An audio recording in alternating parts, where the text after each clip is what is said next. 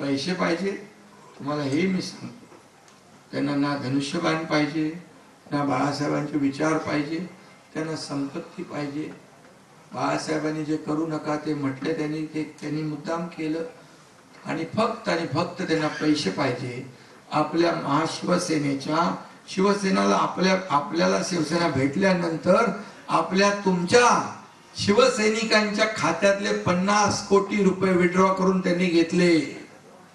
हे पाहिजे त्यांना. मी म्हणाल देऊ नका, आपल्याला ते नको. आपल्या बाळासाहेबांचे विचार हीच आपली संपत्ती, हेच आपलं ऐश्वर्य. आणि म्हणून आपल्याला मी एवढंच सांगतो, ठाणे हा धर्मवीर आनंदीगे साहेबांचा बालेकिल्ला. आणि म्हणून ठाणे आपल्याला भारतीय जनता पक्षाने या ठिकाणी लढवायला महायुतीमध्ये दिला. त्याबद्दल मी खऱ्या अर्थाने सगळ्यांनाच आभार मानलेले आहे. आणि नरेश मस्के सारखा एक कार्यकर्ता आपण दिलाय निवडणुकीमध्ये. मला काही लोक विचारतात काय नरेश मस्के आणि राजन विचारे, राजन विचारे कुणामुळे निवडून येत होता? अरे हे कार्यकर्ते दिवस रात्र मेहनत करत होते बिना पैशाचे. पैसे पण देत नव्हता, वडापाव पण पैसे तर आपण घेतच नाही, कारण सगळ्यांना माहिती आहे त्याच्याकडून काय मिळणार पण नाही. आणि पैशाचा विषय आपल्या पक्षात नाही. अरे पण साधं विचारपूस तर करायची होती, तेही नाही. आणि म्हणून कितीतरी लोक बोलले याचं काम आम्ही नाही करणार. मला काम नाही केलं तर मग माझ्याशी गाठ आहे. हे काम तुम्हाला एकनाथ शिंदे उमेदवार समजून करायचंय. अरे हा बघा इकडे साक्षीदार आहे. काम तुम्हाला एकनाथ शिंदे उमेदवार म्हणून करायचंय. तेव्हा ते काम झालं. आणि निवडून आल्यानंतर मी एवढ्या लाखाने आलो, तेवढ्या लाखाने आलो. अरे तुमचं काय कर्तृत्व आहे?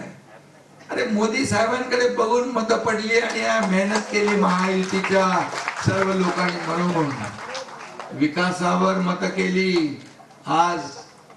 म्हणून ठाणे हा महायुतीचा बालेकिल्ला आहे. आणि या ठाण्यात दिघे साहेबांचं नाव न घेता आपल्याला पुढे जाता येत नाही. नरेश मस्केने सांगितलं खरं म्हणजे मगाशी की काय ते उत्सव आपल्या पुढे नेले ना, नवीन उत्सव केले. देवीचा उत्सव, गोविंदा उत्सव आणि काय आणखी सराव परीक्षा. अरे डुप्लिकेट काम करून असले होता येतं का? नाही होत आहेत. आणि म्हणून राजनचा सीझन आता संपला आणि नरेशचा विजय होणार चांगला. पण नरेश मस्के तुम्ही मगाशी म्हणाला मी जसं आहे तसंच राहतो, तसं नाही, तुम्हाला बदलायला लागेल.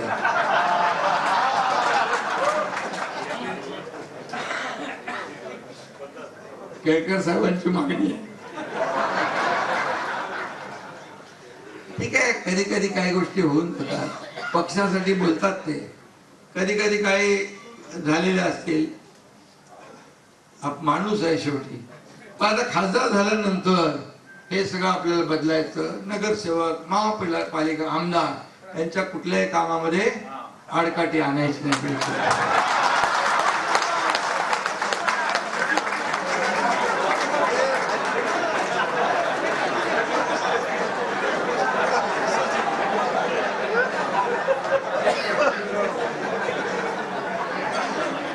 तुम्हाला तर महापालिका नाही, तुम्हाला लोकसभा, संसद भवन.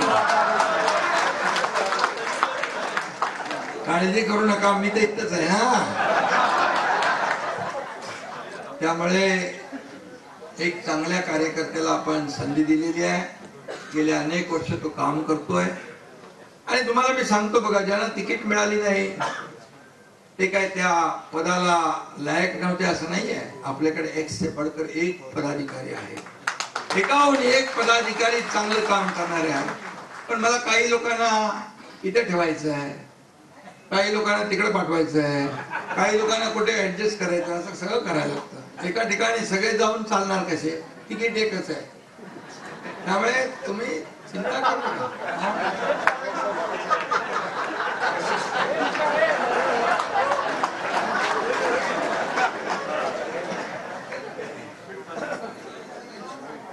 त्यामुळे तुम्हाला मी सांगतो एकच की आपल्याला ही निवडणूक ते काय विषय घ्यायचा आपल्याला गरज नाही. खरं म्हणजे सिनेमा पण केळकर साहेब काढून देत नव्हते दिघे साहेबांचा. मला काय एवढा उशीर लागला की त्यांना ते पटत नव्हतं. मग बाळासाहेबांचा सिनेमा काढल्यानंतर मी हा काढला. त्यात पण अर्धवट उठून गेले माहित आहे ना, पिक्चर सिनेमा सोडून गेले. आता खरा सगळा जो सिनेमा आहे तो आता पार्ट 2 मध्ये येणार पूर्णपणे. त्यामुळे सगळ्यांना धाकधूक आहे, काय दाखवणार, काय मी काय खोटं नाही दाखवणार, सगळं खरं खरं दाखवणार. आणि त्यामुळे मी आपल्याला एवढंच सांगतो की या ठाणे जिल्ह्यामध्ये आपली महायुती मजबूत आहे. एका ताकदीने आपण ही महायुती मध्ये काम करतोय. ठीक आहे, छोट्या मोठ्या गोष्टी होतात, त्याला काय आपण लगेच बघा किती ठिकाणी काय म्हणाले, मी काम करणार नाही, मी करणार नाही, हे नाही. आले सगळे लोक, सर्व लोक येतात. थोडं तिकीट मिळेपर्यंत सगळं एकदा तिकीट मिळालं की सर्व लोक काम करतात. आज आपले गणेश नाईक सगळी ती मंडळी ती लोक काल फॉर्म भरायला, परवाच्या दिवशी आपण फॉर्म भरला, सगळे होते, मंदाताई होत्या, सर्वजण होते. त्यामुळे आता आपल्याला एकच काम करायचं आहे. बाकी लोक